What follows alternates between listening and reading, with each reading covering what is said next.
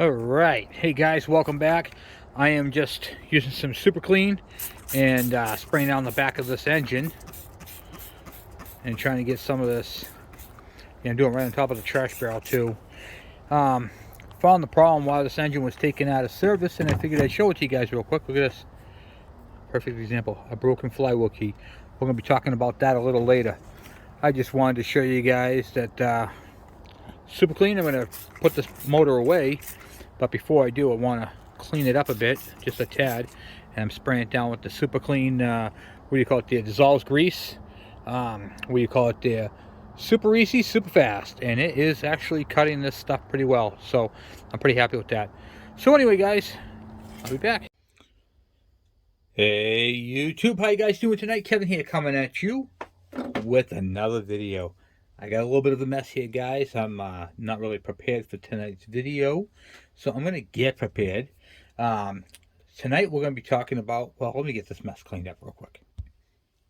Okay, that's a lot better. Okay, so we're going to be working back on this beautiful looking motor here that I got from Todd.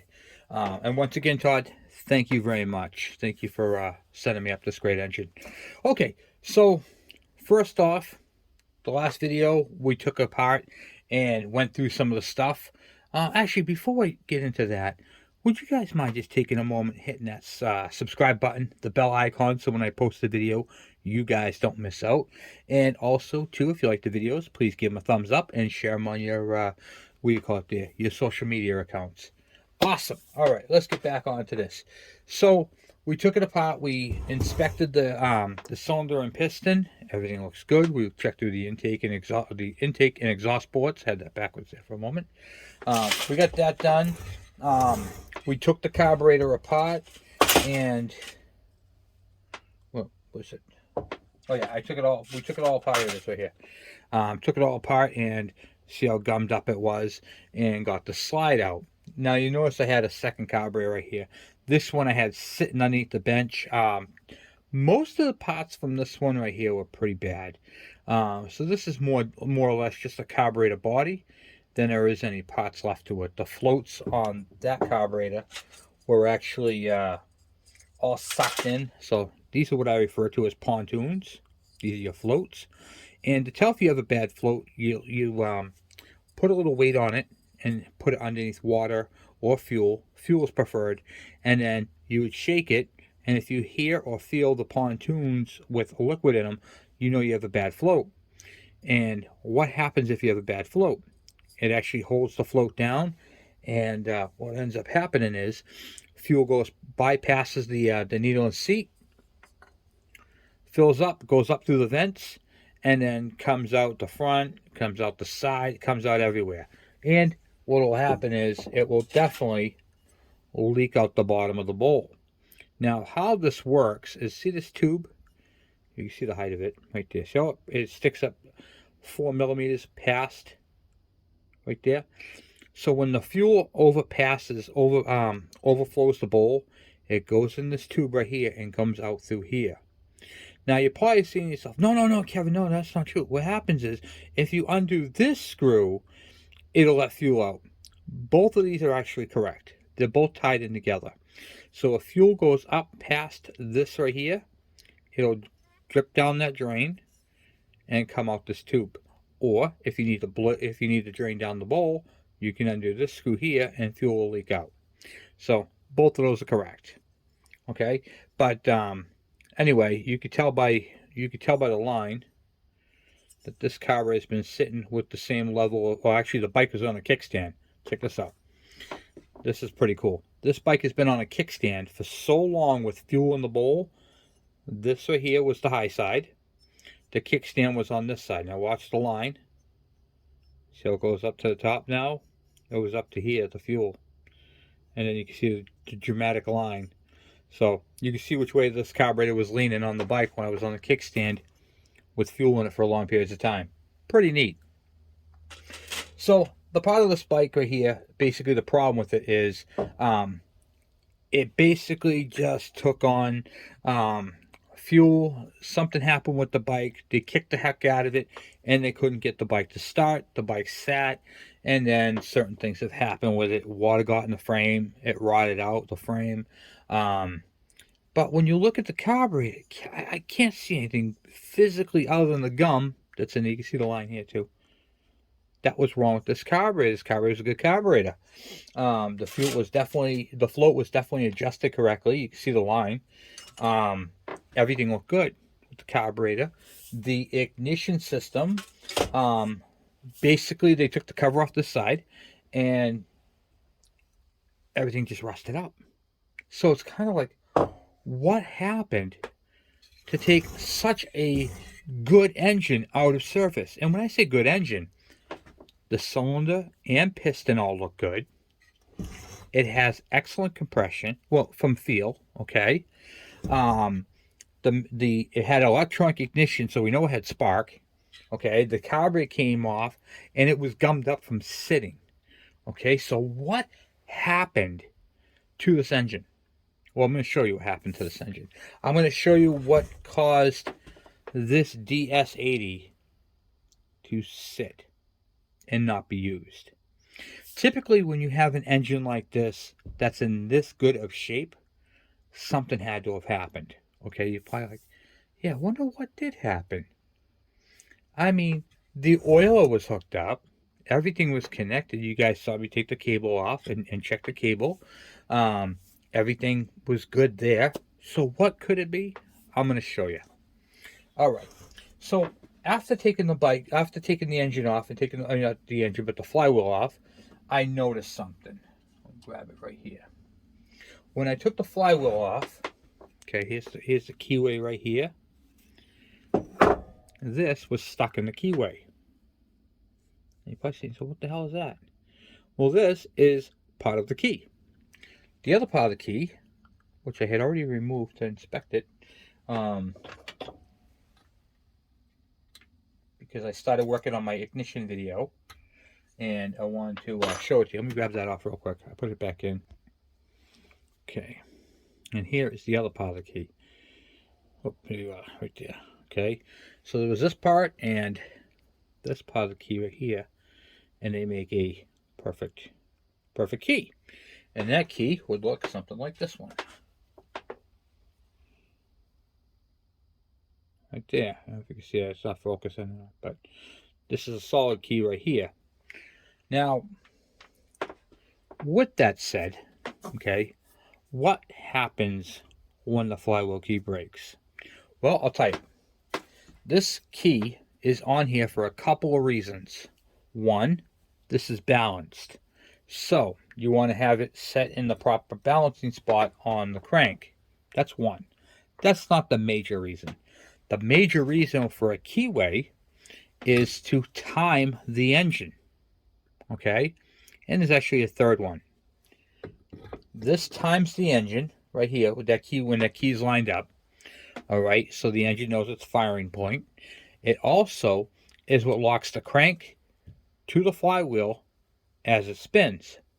Now, in the case of a backfires out the carb, backfires out the exhaust, maybe the carburetor was partially dirty and it backfired. Bang! Okay, this is spinning at a high speed. If this thing backfires at a high speed or a low speed, it could literally jerk the flywheel backwards. So say it's spinning this way, it bang, and jerks it back that way. What happens is it wears on that flywheel key. The flywheel key is just doing its job, keeping it in time. If that flywheel key breaks off, guess what? Now it's going to be off and it's not going to start. It could fire out the carburetor, could fire out the exhaust. It depends on the positioning, okay, of where it goes. The bike may not start at all. When you break a flywheel key, you're literally changing the timing. Okay, so there's that. I bet you if I cleaned that carburetor, put this all back together with the exhaust system, replace the flywheel key, put the stator back in the bike, I bet you this engine would run, because there's no reason for it to not to. Okay, so keep that in mind. Now, the other night, taking apart the carburetor, I had let me just grab it. I had used this tool right here in the carburetor, and pushed up on it, okay? And to move the slide, which is right here, where's it there? Let me put it into the pin where it goes, right like that, right there. Okay, now this carburetor is all gummy, so I stuck this in here, right here, and pried up, just pushed up on it a little bit, okay? There is no damage to this at all. I got a comment, oh, you should have used brass or plastic. I've been doing this for 35 years, okay? You want to use something flat. I'm prying up on it gently. I wasn't, if this thing was really seized in here and filled with all kinds of corrosion and oxidation, at that point the carburetor would have to be thrown out, okay? If you're prying up on it gently, you're not going to hurt this. If you have to get on the bike where you're like, oh, God, Jesus, come out, please. Okay, at that point, you need to do something different, okay? These don't typically get stuck to that point. And if they are stuck to that point, okay, then you're going to be looking at another carburetor. So when I take apart a carburetor that looks like this right here, I'm saying to myself, okay, I'm going to go gently with it and see if you can pry it up. Now, as I said in the video, I believe I said that, you never want to use a Phillips. You never want to use something round. I don't think I did. I don't think I mentioned that. All right, so you don't want to use anything round. You want to use something flat, okay? And the reason, because the flat is going to give you more of a surface area, okay? And two, this right here would have messed that up. So if you use the Phillips, it would have messed it up. Now, how come I didn't use brass or plastic? So hold that thought for a second. Brass is a soft metal, okay? If I have to my little box, I have a flat one. But say I use brass in there, a flat piece of brass to lift it up, okay? It wouldn't have mattered because this is not stuck enough to do any damage. Watch, I could slide this in and out all the way up past it, see? Right there, with ease, and go right past it, see? Right here, look. There's no hang up. And you can feel the gum, and the needle's stuck right there, but, hold on 1 second. There you go. But the, what do you call it there? There is no burrs on it at all. So as long as you key it in, it'll slide right down. There's no damage to this at all. Okay? See? There's no damage. So, literally, you could do this all day long. You can use a flathead. Let's see if I have another flathead. These flatheads right here, how it's got a round tube, you don't want to use that. You just want to use the blade.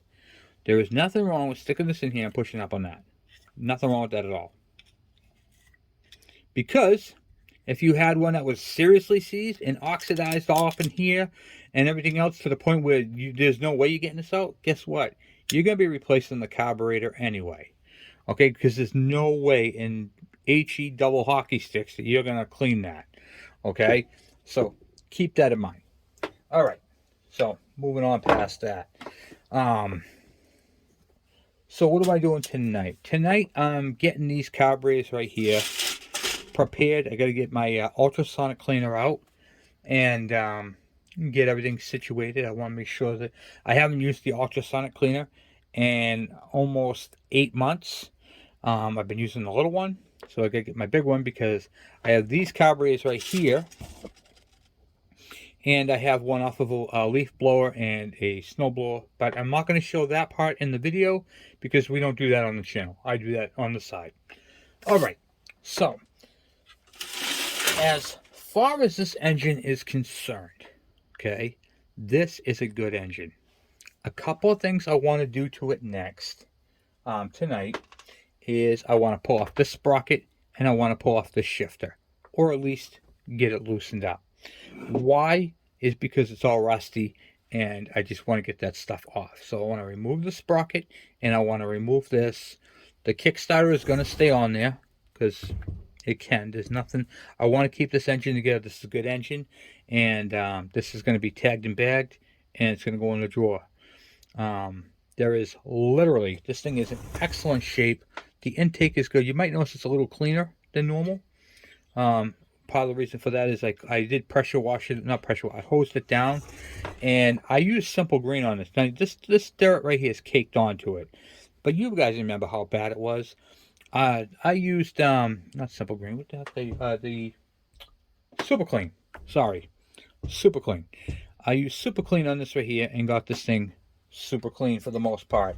Okay, there's not a everything else after this is going to have to be cleaned up with a wire brush because this stuff right here is just caked.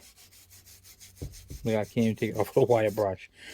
I have to really work at it. So I could use some more super clean with this and then pressure wash it, but where the engine's opened up, I don't want to do that. All right, so let's get crack-a-lacking, get this sprocket off, get this shifter off, and we'll go from there. So these Matco tools I told you about are literally designed for this. This is exactly what they're for. And if there's a tab, which does this one have a tab? It's bent, but not too bent, too bad. So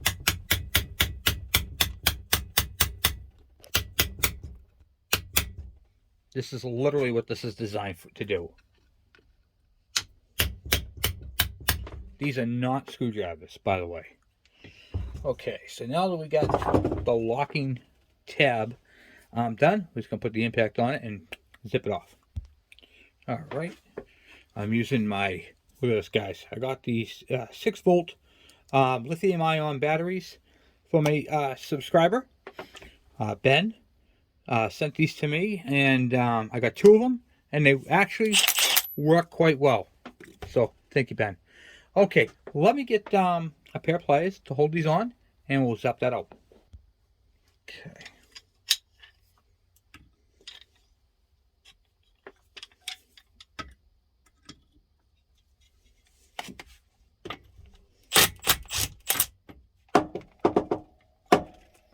Easy peasy lemon squeezy. Okay. Let me get that out with this first. Okay. That sprocket is porked. Look at that. Teeth are bent over. It's a tiny little guy too. I'm going to put this back on here.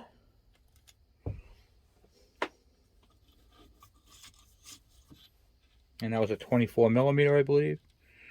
Yeah, Mac, 24 millimeter. Yep, okay. And then we're going to take off this 10 millimeter there. This is probably going to break because of how it looks.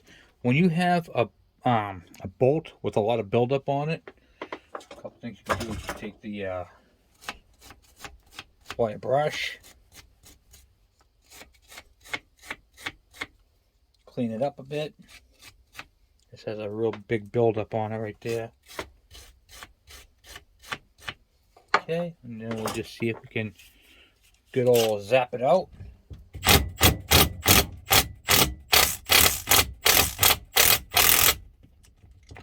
Honestly thought that was going to break. This bolt was really rusty.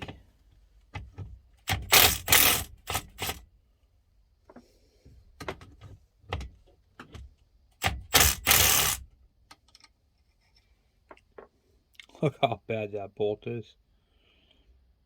So we're going to take this bolt and discard it. It will be replaced.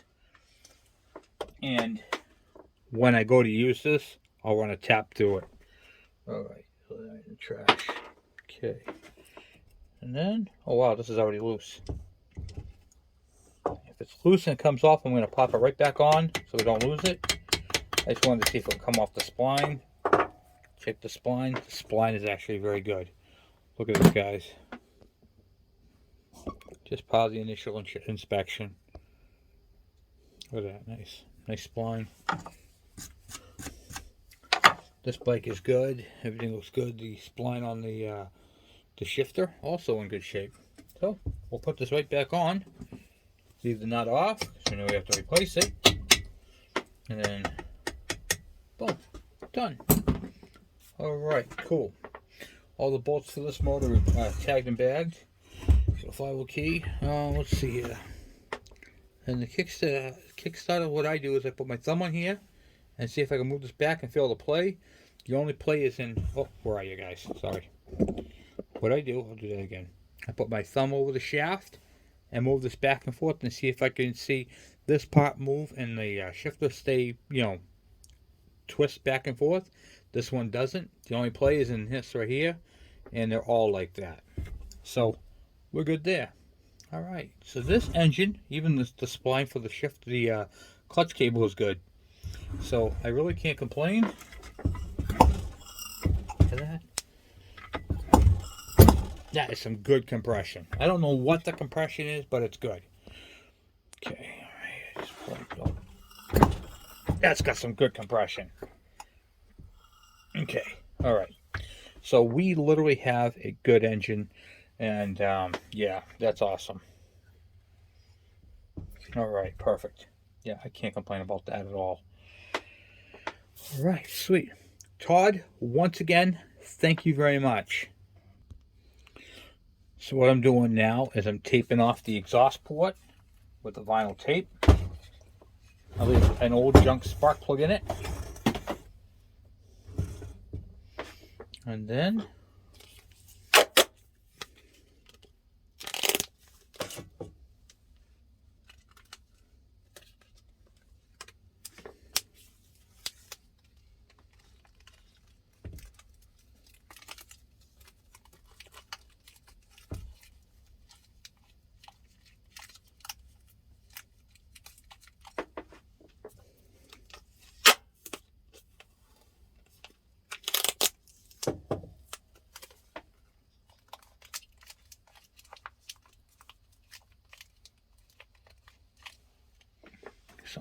something like that. And then I'll see here. All right, and just basically tape it up the best you can. And then there's no other entrance to the combustion chamber, so no crap is going to get into it. And then I'll put this on the shelf, and when I need it, I have it. And then in the meantime, I will start getting some of the things for this, like crank seals, that sort of thing, because I'm not going to put this into an engine that's been sitting for so long that the, what do you call it there? See right here? I'll show you. Watch this. Remember I put oil in the cylinder? Watch this. See the crank seal? I don't know if you can see it now, but see that line? Right in the back there. See how this light rust here? Then there's this dark one right at the seal. That's oil. So this crank seal right here is bad. So I'm not going to put this back into a bike until it gets crank seals. And, well, we're going to be doing videos on that, because this one, you'd have to separate the case to do the inner and outer one like we did on Dave's. And I have a couple of these that have to be done. I actually have the one that's on my DS80 right now that needs crank bearings and crank seals. That's going to be done on the other bike. This bike right here is going to get crank seals. I have the motor in the drawer that's solid. I don't have to do anything to that. But before we put this in anything, we're going to pressure test it, and we're going to do the same thing to the DS engine in the drawer, so we don't have to worry about putting an engine on there that is leaking. Okay, so I'll be teaching you guys how to do some more pressure testing, which is very, very important on a two-stroke engine. That tells you the integrity of the engine, that there's absolutely no air leaks, and that it's not going to lean out and burn a hole in the piston. Okay. So this bad boy right here is my ultrasonic cleaner. The super cool thing about this ultrasonic cleaner is it is huge. And when I say huge, I'll give you an example of how big this is. This is a Milwaukee M12 with a 6.0 battery. That's one. This is another Milwaukee with a 6.0 battery. That's two. And I can almost put the top on. It's still up at just a hair. Okay, so I literally have, when I do carburetors, I can do a ton of them inside this thing. So it's got a cool basket in here that I can set my carburetors in when I go to do them. So I got to make sure that these carburetors are all taken apart to their max. This one here is missing the oil injector. Right there is where that would go. This is the parts carb. I'm going to try to clean it and see if we can't salvage it. If not, then oh well. But at least we got the other one. Okay, so there's that. And small parts. If you put small parts in here, they're going to fall through. So if you have an ultrasonic, you don't need one this big, okay? You can go and get one over at Harbor Freight. They have them over there for like $100. So I believe it is, maybe a little less. Basically, these are jewelry cleaners, okay? You can use them any way, which way you want. And I'm going to show you a cool idea that I use personally, and you're probably going to like this. Take this stuff out of here first. Boom, boom. This little guy right here is a reusable coffee filter, okay? This is what I put all my jets in, and I stick that in there. This way, the jets don't fall through the screen. So I stick this little coffee filter in the corner, and then I put all my little parts in there, and then put all my carburetors right around the side of it. And then I fill this thing up with water, and I put in my solution to clean the carburetors. Now, what are we going to be using for a solution to clean the carburetors? All right, I will be using, to clean my carburetors, Super Clean. Regular Super Clean. I will be putting, see this cap right here? This cap? I will be using 6 capfuls of Super Clean in my big tank. If you have a smaller tank, you can use less. 6 capfuls typically does a pretty decent job. And I haven't had any problems. If you have carburetors that are, well, they look like this, you want to get the heavy stuff off first. Typically what I do is I just break up the hard stuff. You know, I get the as much of it off as you can. Understand that the metal might be stained. So when you see the carburetor, it still might have some of this gray tinge to it, or tan tinge to it. But you want to take off whatever you can. You want to take off the heavy, okay? If you can get the heavy off, that's going to help you out, okay? Because it really does make it a little easier, and it keeps the water from getting so dirty, you know? All right, so we got that part done. Now, before I get started on this, because I'm going to do this off camera because this is going to be loud, it'll drive you out of the house. What we're going to do is we're going to take apart the carburetors completely. Strip these bad boys right down to nothing. Okay? And I'm not doing a lawnmower carburetors in the video. I'm just doing these. So, whatever we can fit in there, we're going to fit in there. So here's the choke assembly. That's not going to go through the screen. And that can go right in there. The cap, that ain't going to go through the screen either. The floats. What are we going to do with the floats? I'm going to show you. This is going to sound petty, but I even put the screws and stuff in there. The pin for the float, that can go in there. See, not the gasket. The gaskets, this right here will deteriorate gaskets. So any rubbers that you put in there, any rubber, it will literally make it bigger. It'll destroy the rubber seal. The spring, even though it's not the big deal, I throw that in there anyway.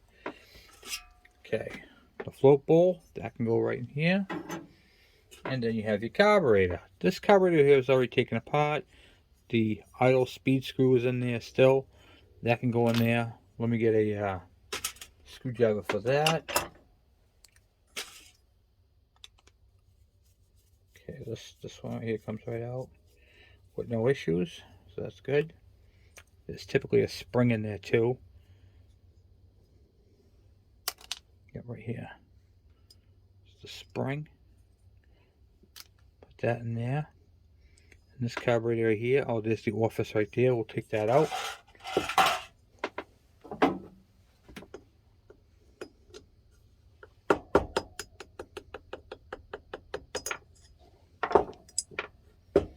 Brass glass office. You can see all the crap that's on that. That going there. Alright, jet. Cool. And then of course you can do the flashlight idea I told you guys about. To see if you can see all the light through it. And as you can see, they're clear.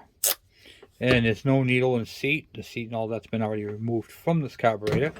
This is just the basic carburetor body. Go in there. Now for this one, the good one. This one has the gasket on it, but we're not gonna. The gasket I don't think is coming off. I'm not gonna fight with that gasket right now. We'll take off the main jet, the pilot jet, and the seat. We'll get the idle speed screw out. There's a spring on that one too. Supposed to be. Let me just check this carburetor. Oh yeah, this one has a spring in it too. See?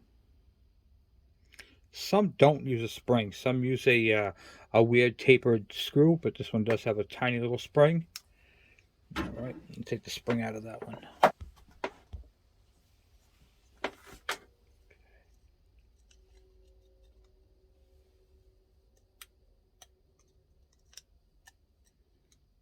The spring ain't coming out of this one.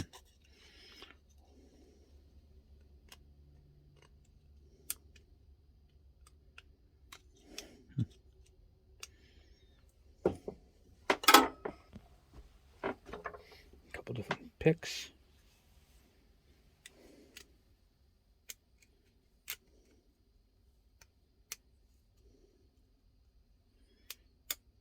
Okay, too much dirt in there.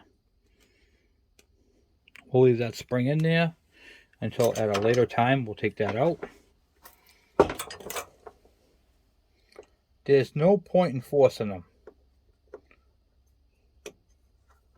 So if you have one and you're like, oh, it's really in there, it's okay, you just leave it in the main jet right there. That thing is plugged up. Take that pin right there out.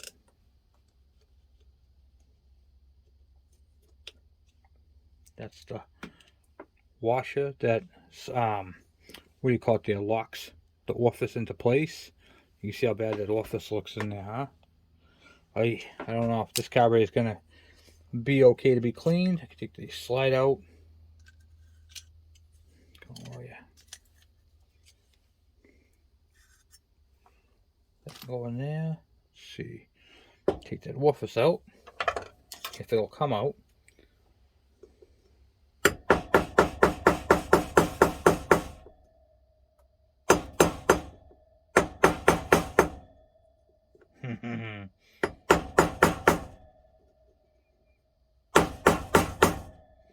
Okay, that's not really moving too much, that or at all. We're going to leave that in. We'll see if the heat will free it up. If it does, then I'll pull it back out and take it out and clean it the rest of the way. That's what I'm saying. Some of these carburetors, guys, you take them apart and you're like, oh, okay, it may be junk. This carburetor could be very well be trashed. You know, it came apart pretty nice. I can't complain about that for the most part. But sometimes, here we go, put that spring out. Almost had it. Here we go. Got that spring out, but not the one for the whatchamacallit there. For the idle mixture screw, or the idle speed screw, I should say. Okay, so that one's in there. Now, the other thing we can do to take that out, I'll show you. You want to do this next part on a block of wood. Don't want to do it on metal, cement, or anything like that. You want to make sure you have a block of wood down there. Use a small socket extension. See if this breaks it loose. Okay. That actually moves it down. And it's coming out that way. Then you should be able to do the other technique.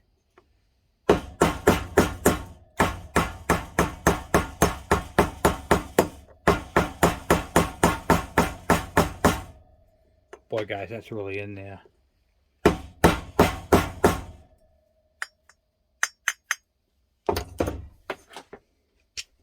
Okay. All right. Yeah, it's coming out. It's coming out stiff, and look how bad that is. See if you guys can see that. See how corroded it is? This is why I wasn't worried about using a screwdriver on it. That's what you're dealing with throughout the carburetor. The odds of this carburetor even running again are very slim. Okay. See how far down it is in the tube? They just sometimes get like that, and there's nothing you can do about it. I don't want to force that down there. See if I can find something else I can use, because I'm at the end of the reach on that. You know what I mean? So let me see if I can find something else to get that out with. Okay.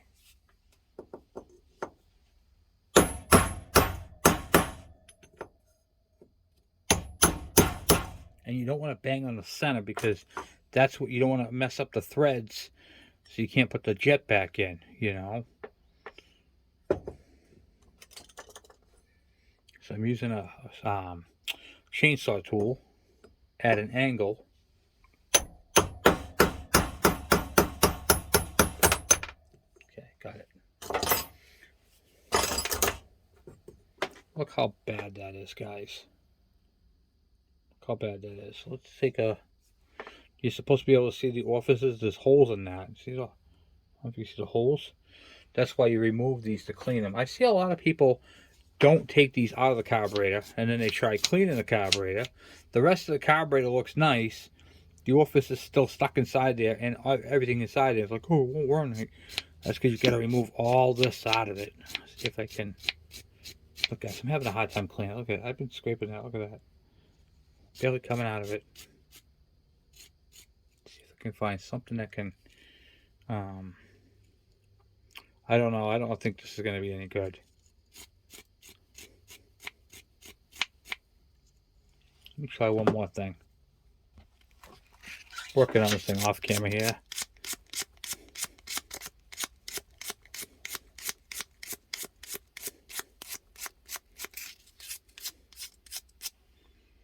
Getting there, guys, huh? Have to do a lot of work to clean this. Anyway, let's see if we can see it. You can see this little tiny hole. I don't know if you can see that or not. This thing is pretty well plugged up. Okay, so this is going to have to soak in the solution. Anyway, we got that part done. And now I want to get the pilot jet out. Remember how that pilot jet, it came loose? But if you can see, there's a whole bunch of debris around it. I'm talking about this top hole. See how dirty it is in there? We're going to see if we can loosen it and get it out. If we can, great. If not, well, we'll leave it loose in there and we'll do it a different way.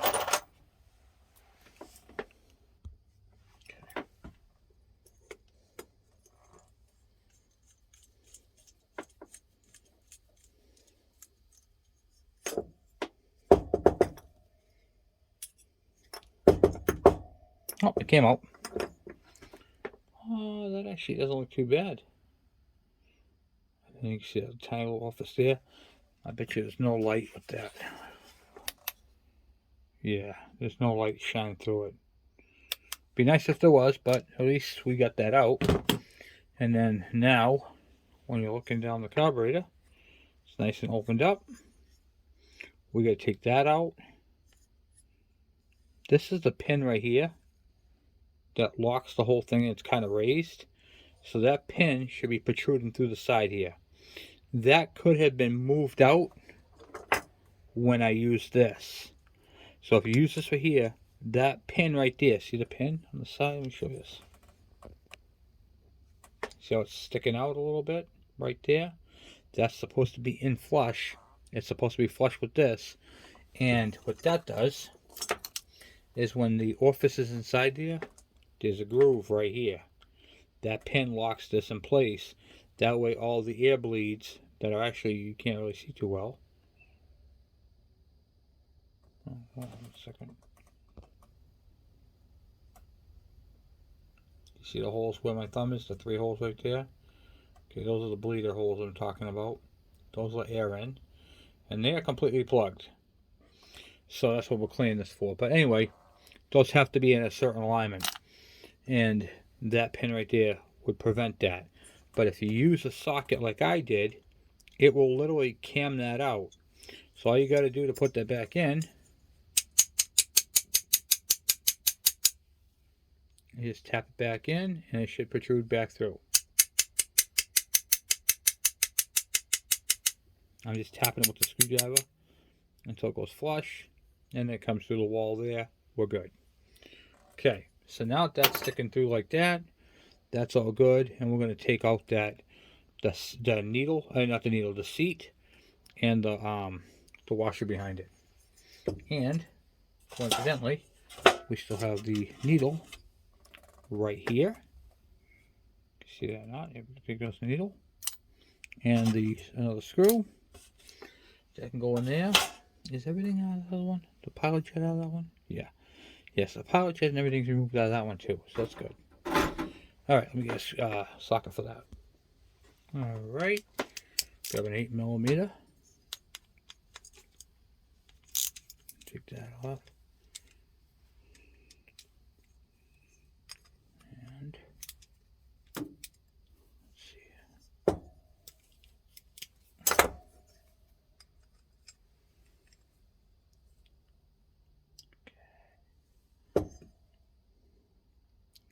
Washer there, right there, the ring. That can go in there too. See the corrosion? It's unbelievable. That's where the fuel was coming through, and then you can see the corrosion in there. So that is why we remove that, is so that orifice right there, that goes from here. See the channel right there, all the way up, comes up straight to here. That's where your fuel line comes in. Fuel travels through down here, comes in at an angle through the seat and up to the needle, and boom, fills that bad boy up. This carburetor is all ready to be cleaned. I do want to take that piece of plastic that I have on there off. Let's see. Strip them down as much as you can, guys. As much as you can. I want to take this little piece of plastic off right here. That's part of the vent. The vent line that I had on there, I just want to take that off if I can. Sometimes it can be a pain in the neck. But if I clean the carburetor, you don't want any of that crap on there.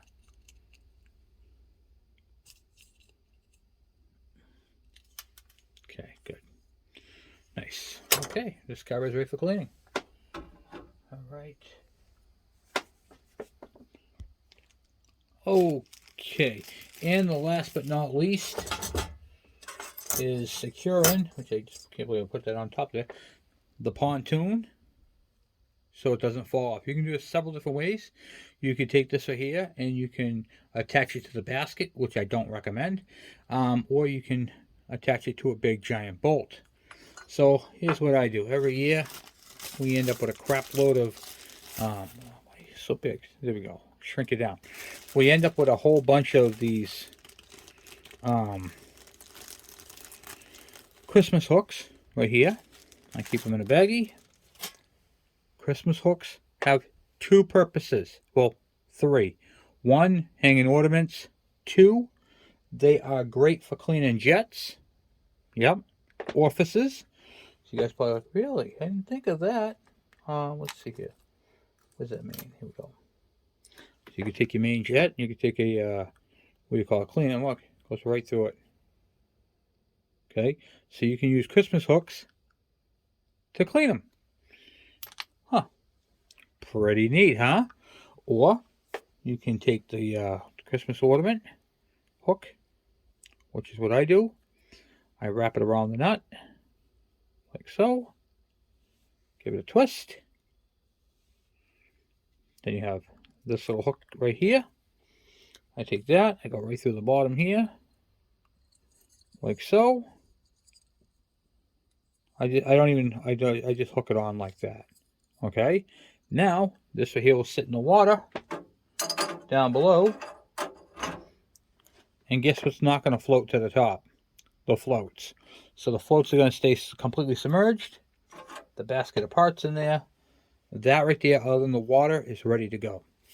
This particular unit right here holds about 1.5 gallons. So it holds a lot of water. And yeah, I use this thing for everything. So I even throw magnetos in there to clean them. Okay, because you can do electronics. That's that. This hose right here is my drain hose I have set up over here with the little lever there, and then we'll put the solution in this and get this thing buzzing. All right. Let me get you guys back on the stand here. Got the ultrasonic cleaner out. The carburetors are inside. There is no water in this thing at all. I'll just show you real quick. See? All the parts, pieces, and giblets are in there. The float's actually hanging out back here. And then we're going to just use regular water and flood this thing up. Pour it in slowly so it doesn't splash up and everything. Because if you do this and it hits the carburetor, it will pour out back out the side here. This thing's going to take a little bit of water here, guys. It typically takes about, 2 to 3 of these. Or actually more than that. This is 64 ounces. So, what is it, 2 quarts. So, this will be the second one here. And I'm going to have to run back in and get another one. Because this thing takes a lot of, so it's 4 quarts in a gallon. So, to give you the size of this is a 2-quart bottle. And I just poured 2 of these in there. So that's 1 gallon. This thing takes a lot. Okay, here we go.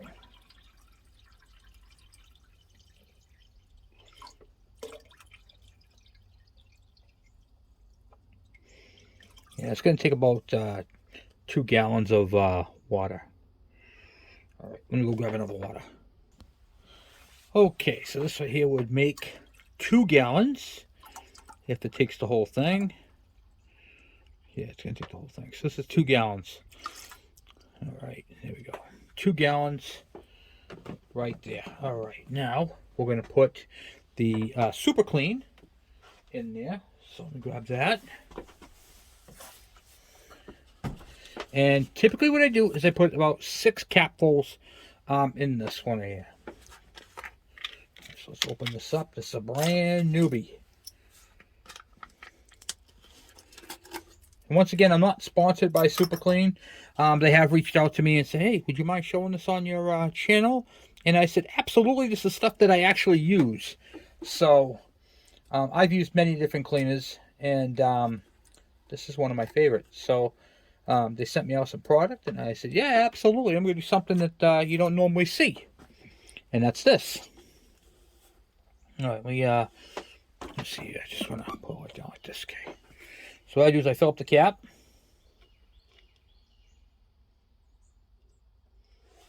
That's 1.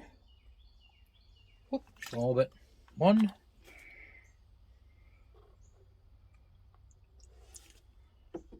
Whoop, I'm making a mess here, guys. This stuff is slippery too. 2.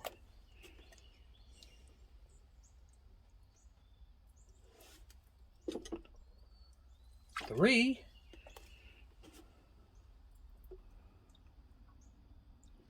I should get a measuring cup, huh? 4. Let's clean that up in a minute.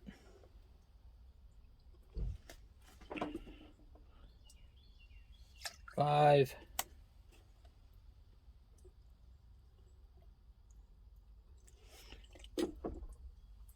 6. Okay.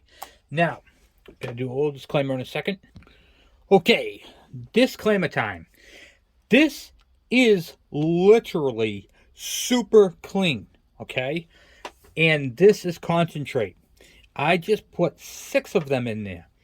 If you leave this stuff or the carburetors inside the ultrasonic cleaner for too long, like say you leave them in and the thing cooks overnight, okay? You're going to take all the color off the carburetor. You're actually going to change the color of the carburetor. Keep that in mind.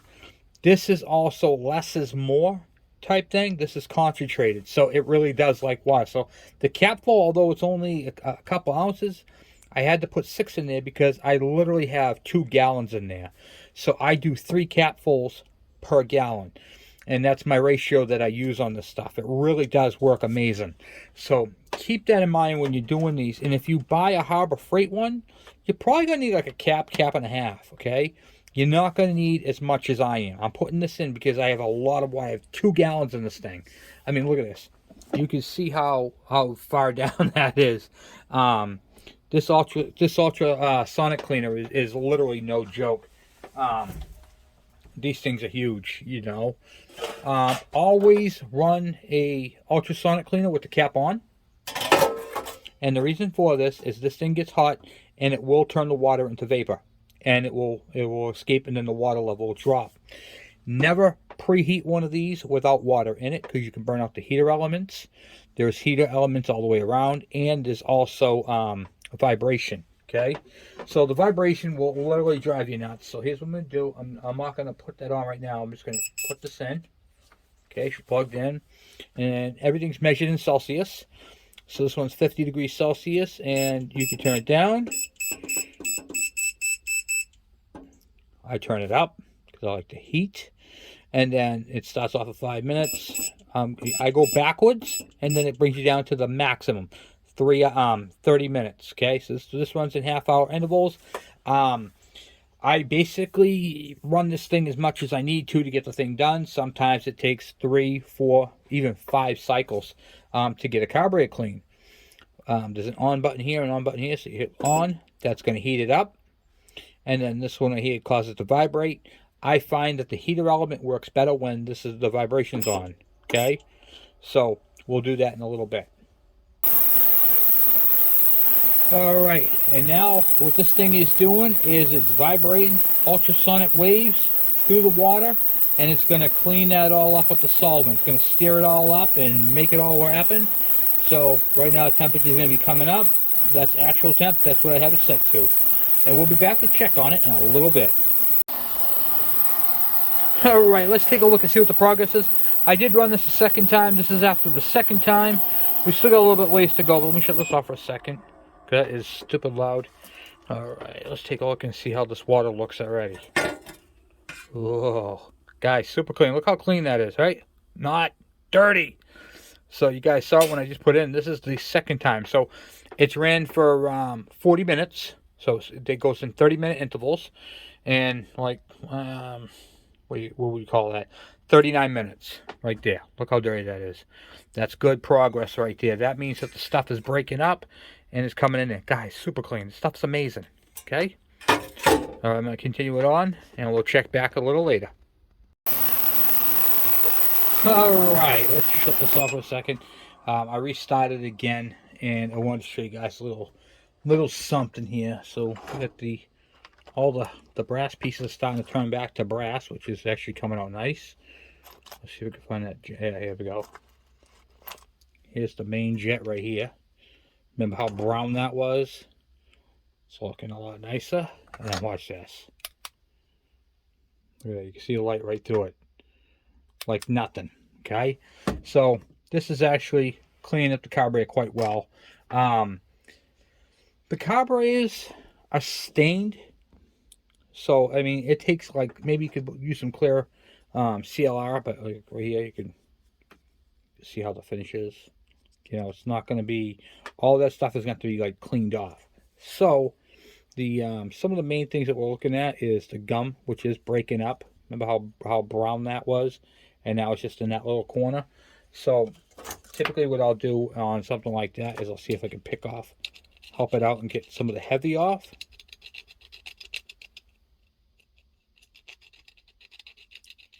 And just clean up. This is, by the way, this is referred to as the air horn. And then basically just help it out. Clean it up a little bit with the picks. Here's that spring that wouldn't come off. Look at that. Came right out this time. Came right out. So there's the spring. Look how gold that is. Not bad, huh? It's amazing what happens when you run them through an ultrasonic clean, I'm telling you. And then I'll show you how to make this carburetor look like brand new when we're done. For tonight, we're going to get this thing finished off in cleaning. Just get the heavy off there. And then go from there. This thing actually came out really... Look how nice that looks inside there. We're going to make it look a lot better, though. All that corrosion that was inside there is coming out, which is good. And I'm just getting all the heavy off, all the thick. This could be a nice looking carburetor when we're done. There's that carburetor, and then the other one, which was the bad one. This one was the one that was missing the jet. It didn't come off the engine from Todd. It came off another engine. Actually, to be honest, I don't remember what engine this came off of, but it's actually not looking too bad itself. Oh, here's some heavy stuff. Get the heavy off that.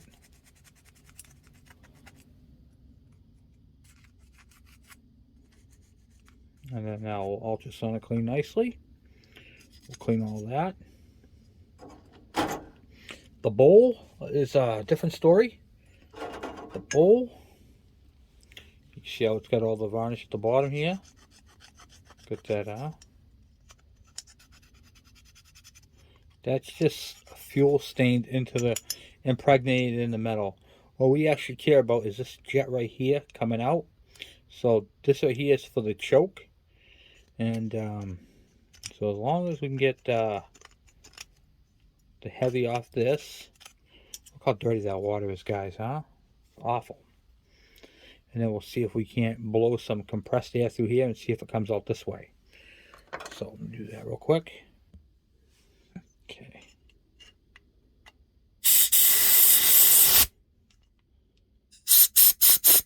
Now we gotta see if we can, what you call it there. Hold on a second. We'll fill up in there. And what I'll do is I'll blow air into it. Actually, I'll blow this part here like this. And see if we get air flowing out of it. Yep. Water did come out of that. Go this way too. You do it that way too. Yeah, watch this. I'll show you how it works. Okay. We got water in the bowl right now. We're going to check that jet. Should bubble up when I put air to it. Yep, that's working good. Alright, so that jet is cleared. Then what I like to do, go through the air horn. Oh, did you see the air come out this way? So we know that's all working.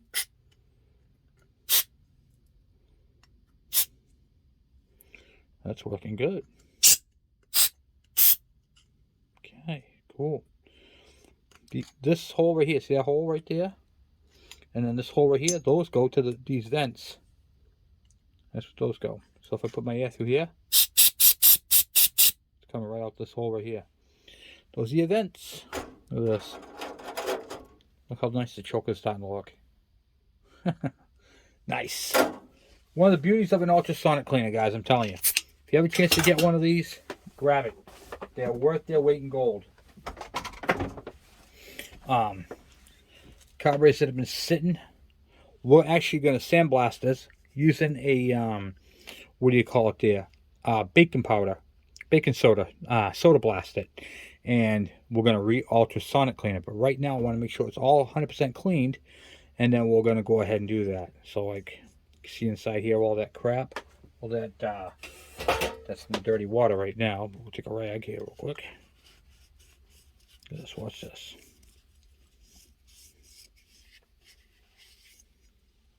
See? It's coming out nice and clean.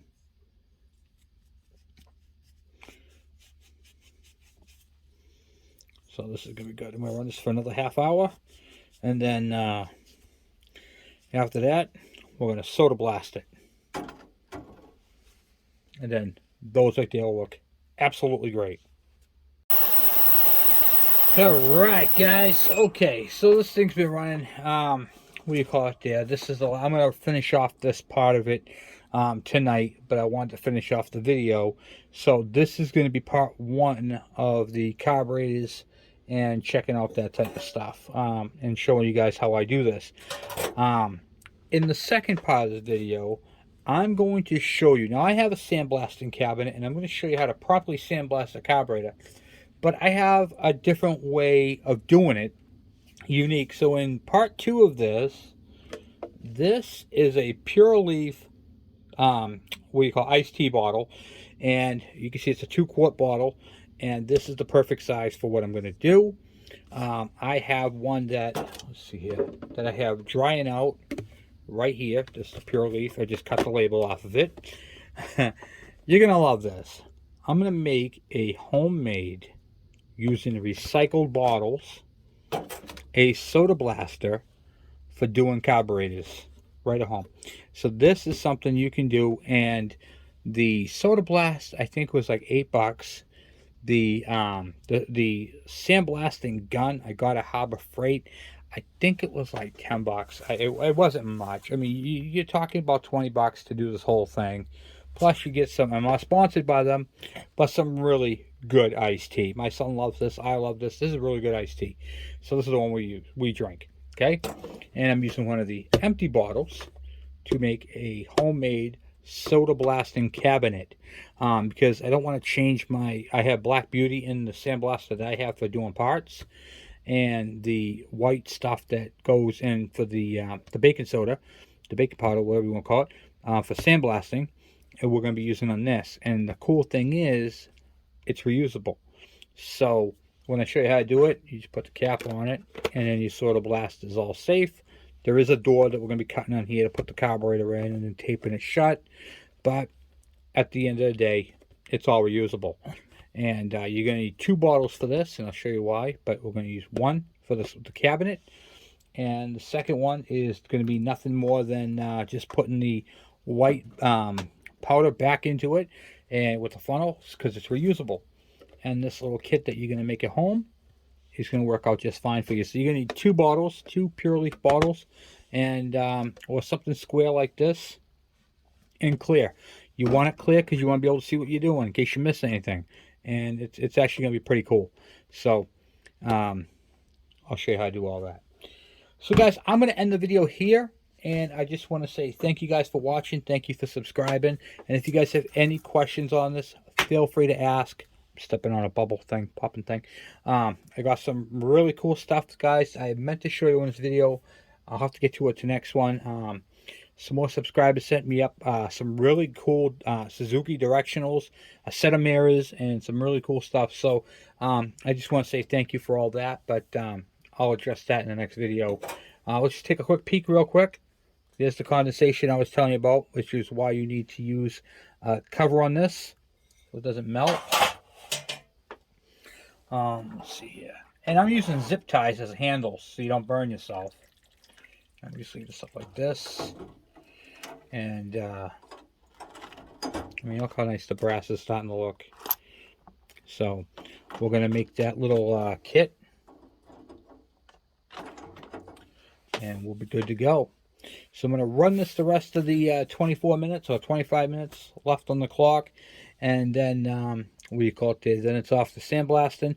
And I'll be doing that in part 2. Alright guys, I'm off to bed. Well, after I get done doing this, of course. So you guys have yourself a great night. I'll talk to you guys later.